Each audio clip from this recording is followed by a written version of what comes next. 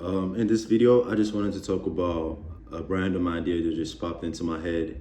I don't know I was gonna come out, but I just want y'all to bear with me. So however it comes out, it's just natural, raw. I'm not filtering it. So I feel like going through trials and tribulation is the best way to really know yourself and tap into your true potential. Like they say, experience is the best teacher. Suffering is the best teacher as well. Suffering is art. Like artists always got to go through certain situations before they can get inspired to create artworks that's going to reflect what they went through. It's kind of the same with life in general. Some people go so down that when they come back up, you know they're coming back a different person, or you could just tell they came back a different person, right? So them going through certain things that push them to the limits, they had to tap into that inner voice for answers because everything around them is crumbling, everything around them is pushing them down. So they had to tap into that inner voice to get the answers they wanted, right? And I like to associate this mentality with spiritual figures in religions. You know, when you said Moses parted the Red Sea, when Jesus woke the dead from the different things that happened that he told us about. They all went through trials and tribulations to get to that point where they tapped into their natural abilities and they tapped into the source that gave them these specific gifts that they were able to use to help people. It's kind of like how people have intuition, strong intuition. People can channel messages, people can do certain things because they've been through that process. They've been through the fire to awaken and come out as the phoenix rising. That's why they're able to tap into that true potential.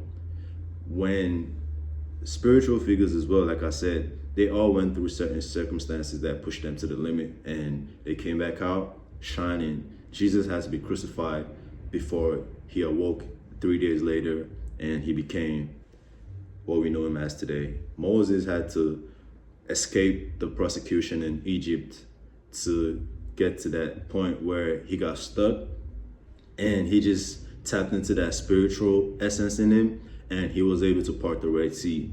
You know, a lot of people call these things miracles, but it's just about experiences. You know, they were the chosen ones. God chose them to be able to lead people. So that's why he believed them. He trusted them with those abilities, with those gifts.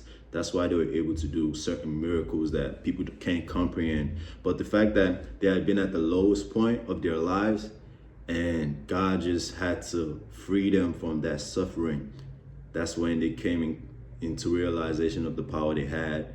So I just feel like to tap into your true potential, you have to be at a place where you think you can come back from. You know, it just has to be in that situation where you feel like all hope is lost. Then you tap into that inner self. You know, a lot of people always tell you seek answers outside, seek answers everywhere else but yourself.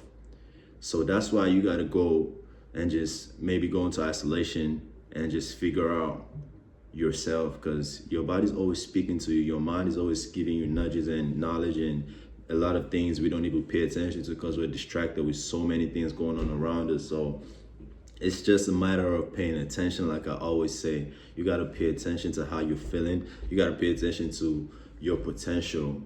And how do you know your potential? You got to be isolated to get the world away from your thoughts and just tap into that natural essence in you. And you just gotta, it's not a straightforward process because it's something you gotta do over time. So I'm not saying you should go through struggles for a long time to get to that point, but you just gotta, certain situations that's gonna test you, certain situations that's gonna test you, you just don't wave it off and shake it off and say, oh yeah, you just move on. Because most people just tell you when you go through situations, you just dust it off and move on. You don't do that. In relationships as well, people just get out of relationships and they move on to the next, like they're robots and stuff like that. You don't do that. You're supposed to heal yourself first and realize your shortcomings and realize how you don't make that situation happen again, and you grow from that situation and you become a better person. You think a lot of people that went through terrible situations came out stronger because it taught them how to rely on themselves.